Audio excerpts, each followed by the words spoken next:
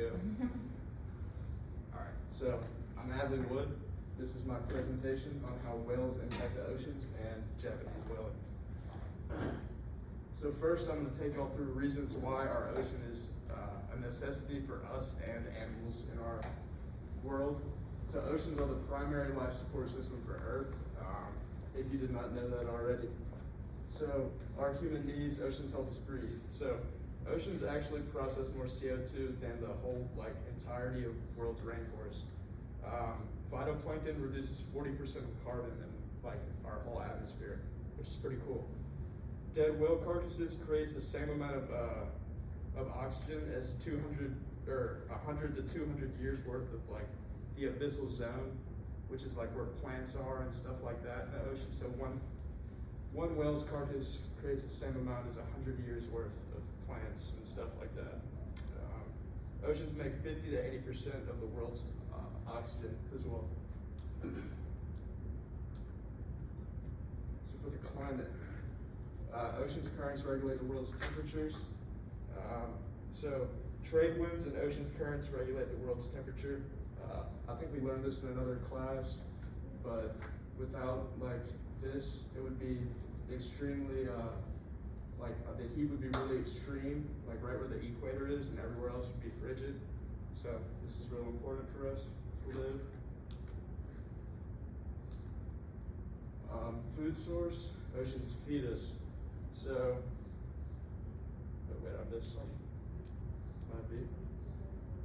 So on the climate, go back, without this regional temp, that's what I just said, never mind, I didn't miss anything, might be. Back again. Food source. So, oceans around the world provide over 3.1 billion people with their primary proteins. So that's about 15% of the world, which is a good amount of people. For economic contributions, the ocean's economy provides millions with their livelihoods. The ocean provides a ton of jobs to people through six different sectors. These sectors are living resources, marine construction, marine transportation, offshore mineral extraction, ship and boat building, and tourism and recreation. So that's a ton of jobs. In total, it's about 3.3 million. And in 2019, the ocean's economy created $307 billion. That's a ton of money. Developing countries.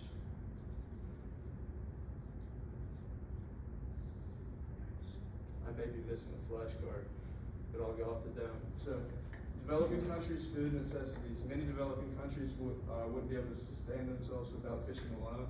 So, we watched something in a different class. It could have been this one actually. I'm not sure about this, but there's a ton of countries, especially in Africa, that everything they do depends on them going out in little straw boats, canoe-looking things, as you can see, and going out and catching their own food. And with industrial fishing moving into these areas, they're not allowed they're not allowed, but all the fish are gone now. So that's a problem. So us humans destroy the ocean, if you cannot already tell. So whales. Why are whales important? The ecosystem. They contribute to the ecosystem. They are primary predators in the ocean. They eat massive amounts of krill, fish, and plankton, and are really important for the food chain. Without them, bad things would happen. Whales are a predator, blah, blah, blah. They feed on fish and invertebrates. Climate change. Whales fight climate change. Whales are a huge plus to our environment. Their feces feeds phytoplankton, which is a primary producer. Phytoplankton creates over 50% of the world's oxygen alone. I think I said that earlier. Whales' pee creates a large amount of phytoplankton as well, like phytoplankton blooms. We learned about this. And apes actually, interesting stuff there. Dead whales, or / whale falls as they're known, are when a dead carcass goes to the ground. And the more whales there are, the faster climate change goes away, which is a fact. ocean damage. So, we damage the ocean.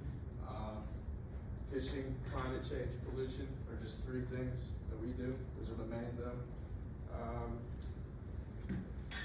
For fishing, the largest direct threat to marine life is bycatch, which is when they toss like the giant nets into the ocean to catch fish or whatever, and end up bringing up different sea creatures like turtles, sharks, whales, you know, and then they end up just killing them as well, which is really horrible.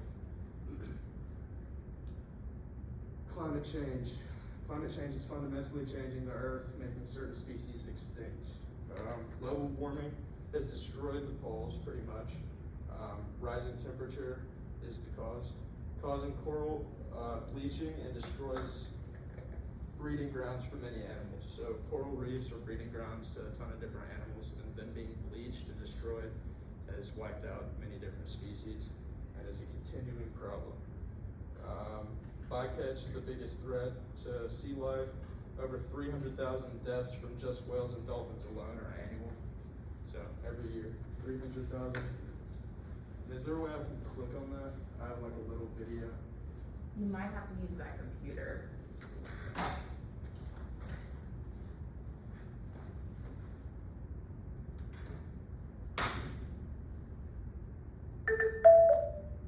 It's like a little baby video, but it explains things just as well. Okay.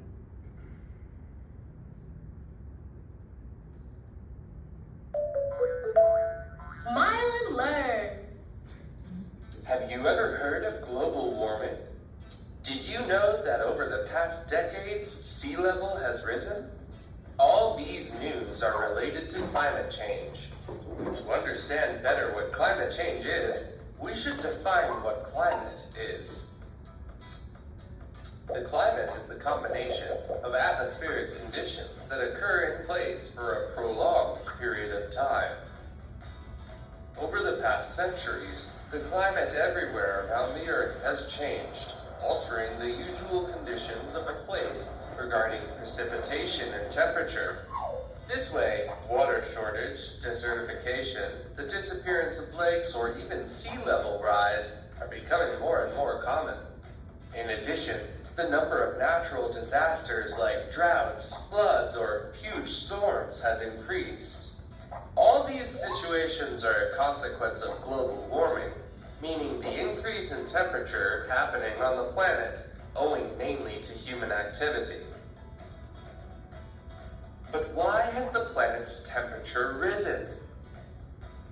The Earth is surrounded by the atmosphere, a thin layer of gas which allows part of the solar radiation to penetrate. For that, this layer consists of gases called greenhouse effect gases, whose mission is to absorb part of the energy received and maintain the planet's temperature. One of the main greenhouse effect gases is CO2. With the Industrial Revolution, CO2 emissions started to increase owing to the use of fossil fuels like coal or petrol. Over the past years, the presence of gases like CO2 in the atmosphere increased, and for this reason, its capacity to retain solar radiation has been enhanced, resulting in an increase of the average temperature of the planet. Climate change affects every country in the world, causing a negative impact on their economy, people's lives, and all living beings. Here are some facts. Over the past 150 years, the average global temperature increased almost 2 degrees Fahrenheit. Would you say it's not much? If the Earth's temperature keeps rising, thousands of animal and plant species may disappear forever. Oceans got warmer, and for this reason, the amounts of ice have decreased, causing sea levels to rise. Did you know that between 1901 and 2010, the sea level has risen 7.5 inches? This may cause some places to disappear beneath the water's surface. Worse consequences are predicted in the future if we don't take measures urgently. Currently, There are some viable solutions at hand. Would you like to learn about them? It is necessary to turn to renewable energies to reduce CO2 emissions. Cars are responsible for... Okay, that's all we need from there. I threw that in there at like 3 o'clock last night, and I can see it's not very related, but F it. Hey. So.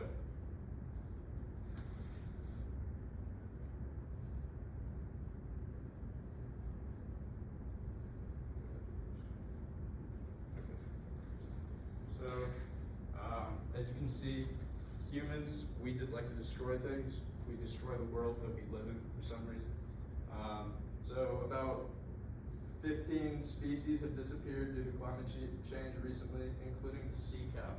You know, major L for the sea cow. We all love the sea cow. And like you said, from 1901 to 2010, the ocean's risen like 8 inches just about, which is crazy. Pollution. So, unprecedented scale, state-sized plastic concentrations. One that's like really known is the whatever it's called, the Great Garbage Patch, I think, or something like that. And 100 million sea animals killed annually by plastic alone. So that's a pretty bad fact. Japan, here we go. So this is the main thing. My idea was like, I'm gonna show y'all, you know, how much bad stuff we do to the ocean, and then how Japan is harming the whales. So, you know, the least we can do is maybe try and help with this. So Japan leads the world in whaling as of today, and it's not even close. Norway follows. So their cultural heritage, they claim that whaling has been in their cultural heritage for like decades or hundreds of years, which I guess it has, but they've turned it more into like an economic game from now on, or in recent years at least. So they kill about like 12,000 or 1,200 whales per year, along with a good amount of dolphins, which is horrible. So they claim that it's been for, so I think I get into it, but they claim that they do this for research mostly as well as their cultural stuff, but not really, because they were just in this thing called the IWC, which is the International Whaling Commission. And it's really small, but it was a bunch of countries put together that said that they wouldn't kill whales for any reason, and the only reason that they could was for research-based stuff. So Japan used that as an excuse to continue doing it until in 2019 they pulled out of the IOC.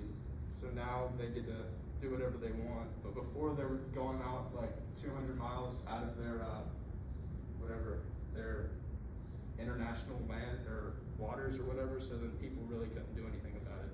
So Japan just continues to do this over and over and over again. Let's see. Over 90% of whales killed, the meat is sold, so that's another reason that we know it's not for research or really for cultural reasons.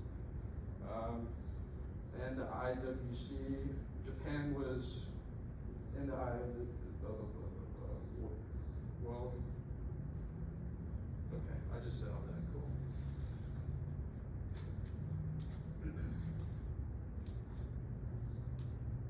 Global efforts.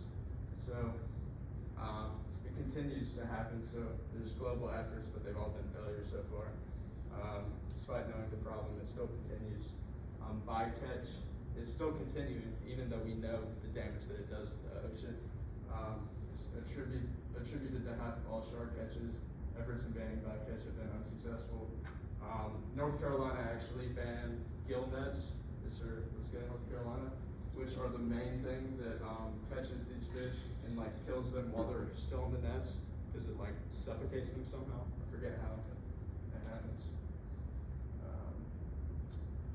Let's see. Around the world, gill nets are still allowed, even though they're responsible for upwards of 75% of all bycatch.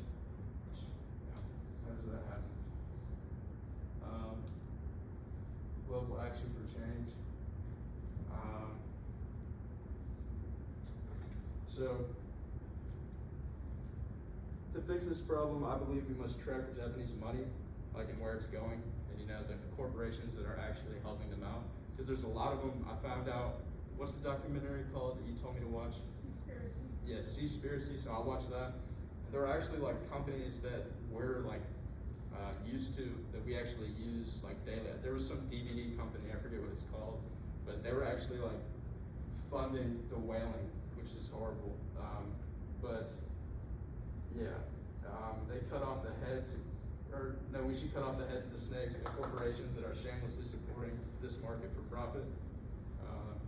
We need to change some laws as well.